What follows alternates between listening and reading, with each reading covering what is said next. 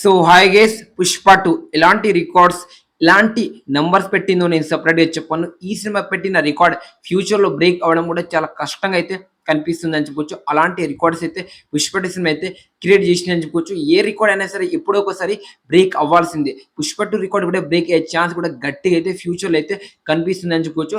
Pushpa 2 cinema చాలా రికార్డ్ని అన్ని రికార్డ్ని break చేసి కొత్త రికార్డ్స్ అయితే క్రియేట్ చేసింది అని చెప్పొచ్చు.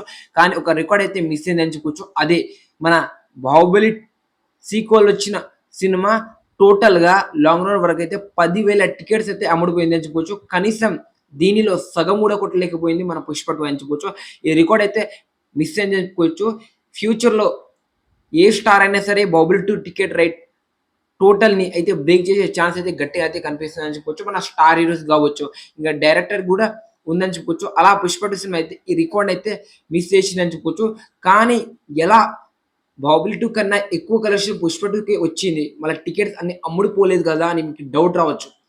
'బాహుబలి 2'కి ఒక్కొక్క టికెట్ వచ్చేసరికి 100, 50, 150 టికెట్ ప్రైస్ అయితే ఉండేది చెప్పొచ్చు. కానీ 'పుష్ప 2'కు ఒక్కొక్క టికెట్ ప్రైస్ వచ్చేసరికి 1000 డే 1 2000 టికెట్స్ అంటే రూ. 1000 ఒక టికెట్, ఇంకా 2000 ఒక టికెట్ అలా అమ్ముడుపోయిందని చెప్పుకోవచ్చు. అలా 600 ఒక టికెట్ ఆ లెవెల్‌లో అయితే 'పుష్ప 2' టికెట్స్ అయితే అమ్ముడుపోయిందని చెప్పొచ్చు. అందుకోసం ఆ లెవెల్‌లో అయితే 'పుష్ప 2' సినిమాకి అయితే కలెక్షన్ అయితే రావడం అయితే జరిగిందని చెప్పొచ్చు. అయినా సరే ఆ లెవెల్‌లో టికెట్ ప్రైస్ ఉన్నా సరే ఆడియన్స్ చూసి అంటే ఓన్లీ క్రేజ్ ఆఫ్ సుకుమార్, ఇంకా అల్లు అర్జున్, ఇంకా మూవీ మీద హైప్ అని చెప్పొచ్చు ఫ్రెండ్స్.